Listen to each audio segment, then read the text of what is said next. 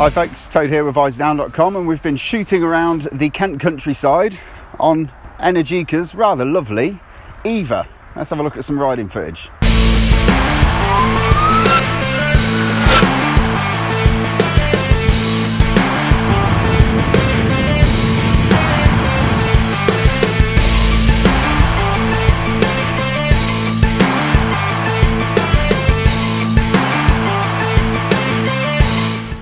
So there we have it. What is the Energica Eva? Well, it is an Italian made, I guess you could kind of class it as a bit of a super naked, because it's got 150 odd horsepower, 200 newton meters of torque, and it goes like an absolute rocket ship. So they're all kind of the prerequisites of a super naked. I'll just take you through a couple of sort of quick specs before we get into the details of it. It is a 270 kilogram bike. And the price of this model, which is the top of the range Eva, comes in at $23,999. So let's just go through the bike in detail. So the motor, because it's not an engine, it's a motor.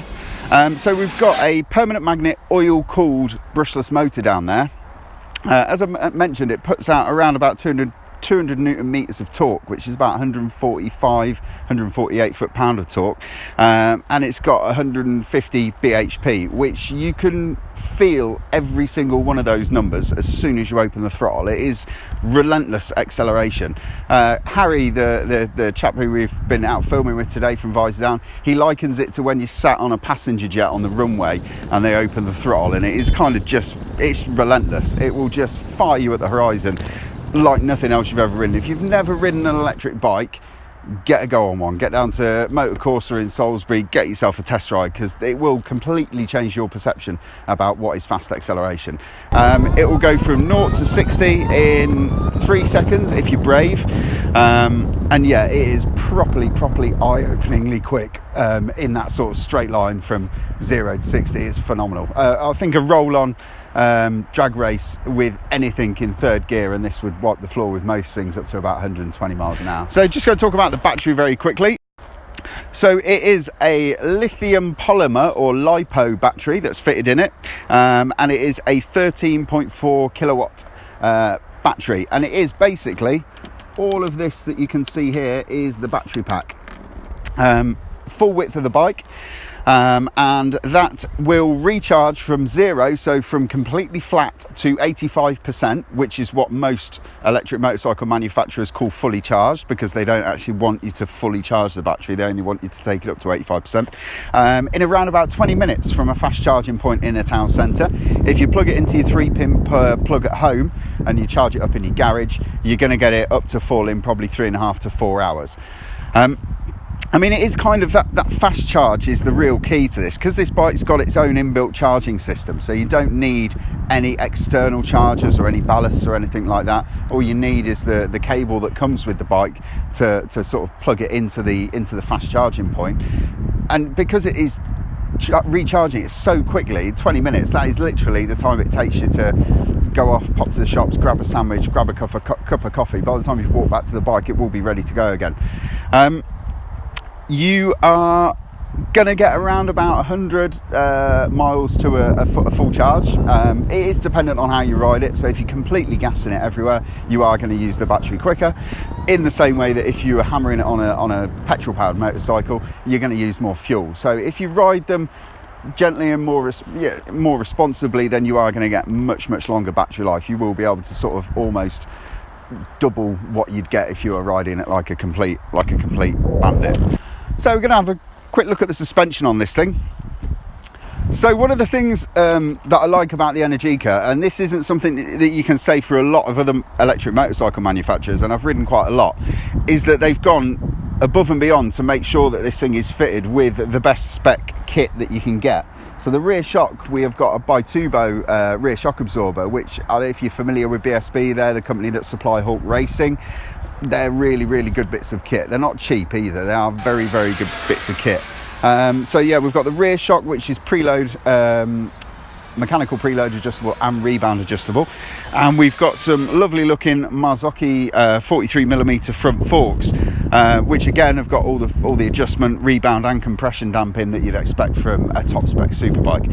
And it it does completely change the riding experience of riding this to riding some other electric bikes, in that it just feels a lot more plush and a lot more planted on the road. Sometimes electric bikes, when they've not used top spec, top quality brakes and suspension, it can feel a little bit like a toy, and it can sort of buck and weave, and they can become a little bit sort of unnerving to ride at speed, especially on undulating roads. But one of the things I can say honestly about the Energica, the top spec suspension, actually combined with the fact that it weighs quite a bit, means it does feel extremely planted on the road. It is a real laugh to sort of go flinging it down a B road, and that's where I feel this bike is definitely most at home.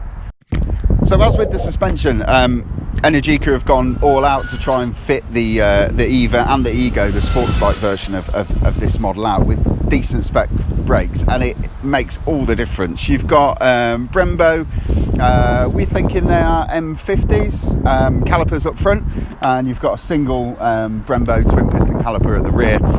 You've got switchable ABS, so you've got 4 levels of ABS as well, which you do feel it cutting in, even on sort of well-conditioned and dry roads. But I think that's probably more to do with the fact that it's on these Diablo Rosso tyres, which have got great longevity and decent grip, but they're just not the stickiest of tyres. They do tend to sort of skip across the top of the tarmac if you're sort of hammering on the brakes hard.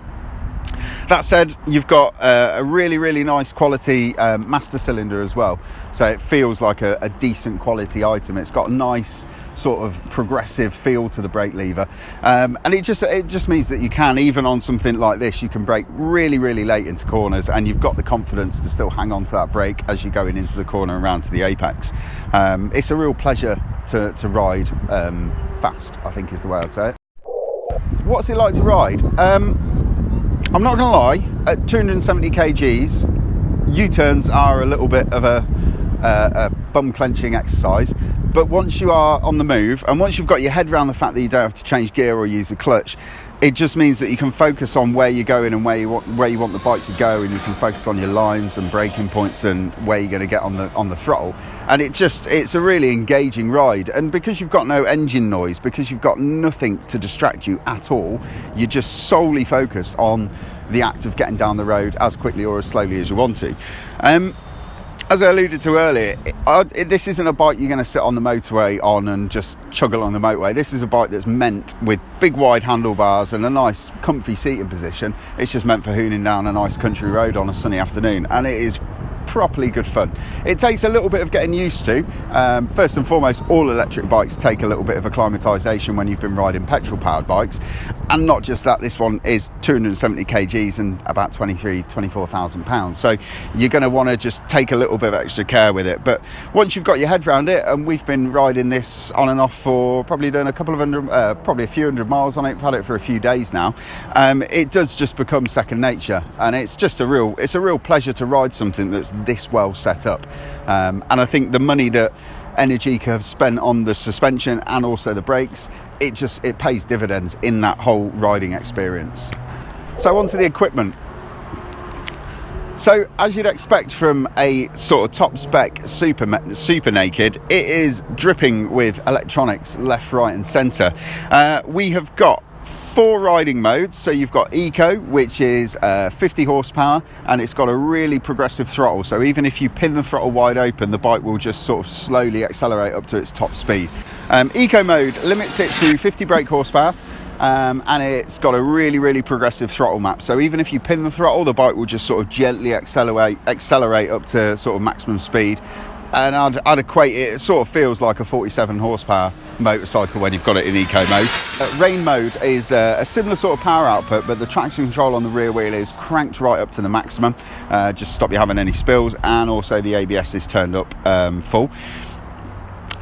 You've got an urban mode, which is it's very much the same as Eco and Rain, and then you've got the one that everybody will ride in, and the one that we haven't really taken it out of since we had it, which is Sport mode, which is full fat, all the power.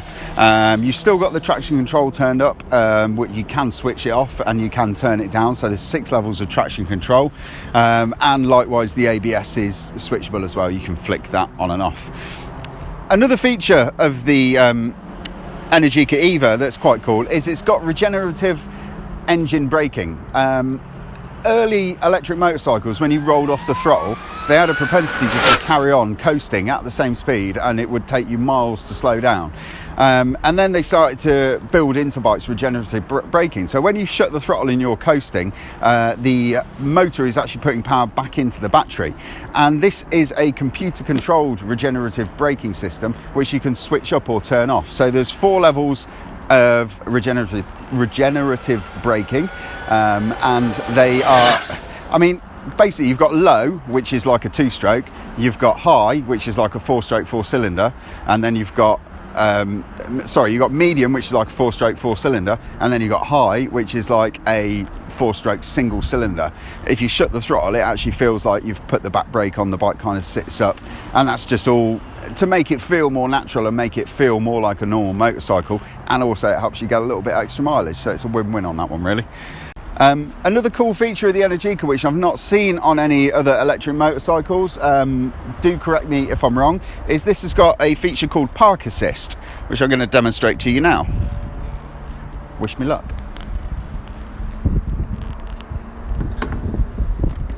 So, you pull in the front brake and you hold down the start button,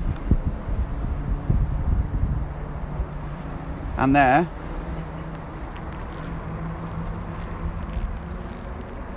and then if I hold the front brake and press the kill switch again, it will move forward. So that's not me pushing the bike, that is the bike actually moving forward and backwards under its own power. I just think it's a sensible thing for electric bikes to have fitted to them. There's no reason not to do it, and it makes moving the bike around a hell of a lot easier. It makes turning it in the road a hell of a lot easier. When we're out filming some of the riding shots, we're on some quite tight hairpin bends, and if we hadn't got that fitted to the bike, it would have been a real ball ache to try and turn it around, either standing off the bike or paddling it around with your feet. So yeah, that's a cool feature, and I do like that quite a lot. The power of these things is really, really addictive. It gets from 0 to 60 in 3 seconds, and you've got so much power, so much torque. You don't have to worry about a gear. You just literally, you want to go around a car, you just pin the throttle, and before you know it, you'll be 200 yards down the road, and the car will be a tiny dot in your rear view mirror. It really is, it's addictive to ride. I also really like the way that Energica have used properly credible cycle parts. So the suspension, the brakes, they are absolutely top-notch stuff, and that just makes the riding experience of it transforms it compared to a lot of other electric bikes out there. Another cool bit of kit is the TFT dash on this, which is easy to read. It's clearly laid out, and you've got a few different modes that you can flick through if you're that way inclined. But yeah, it's a really, really easy to read dash, and it flips automatically from dark to light when you go into trees, so you can always read it. And it's just a nicely well laid out bit of kit that's really, really easy to read right from the word go. Another thing that we like about this bike is carbon fibre, because carbon fibre is cool, and not only does it look mint, but it's really well put together, and it shows. You look at the carbon fibre on this thing, and it is properly pucker. Very nice indeed. My thoughts on it is probably, with the fast recharge time, with the top spec suspension, the fact that it's got so much power and so much torque, it's probably the closest credible rival that there is to a petrol powered naked motorcycle. If you wanted an electric version of a KTM Super Duke or an MT10 or something like this, this is probably closer than the other offerings that are out there on the market, in my opinion anyway. It rides like a big petrol powered super naked, it accelerates faster than them, and it can go nearly as far. And yes, it's going to take 20 minutes to recharge, but then again, you can spend 10 minutes in a garage filling up with fuel, going for a pee and buying yourself a Mars bar. So it's not actually that much more, as long as you can plan where you're going to be filling it up. I think the main thing is electric bikes won't work for everyone, but they will work for some people, but you'll still probably have to make concessions to the way that you ride them and the way that you use them. But yeah, we've loved tuning around on this. Keep an eye out on Visordown.com for a full review. Cheers guys.